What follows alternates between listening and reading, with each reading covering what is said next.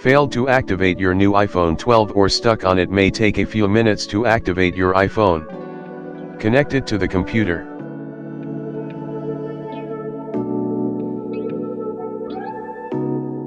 Quickly press volume up and volume down buttons. And hold the power button to put it into recovery mode. You can open iTunes on your computer to restore it, or open UltFone iOS system repair. Choose Repair Operating System.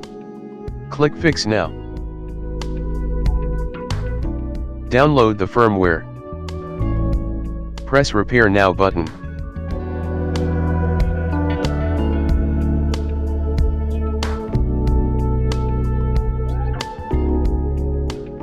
Wait for a while. You can set up your iPhone and transfer data to it.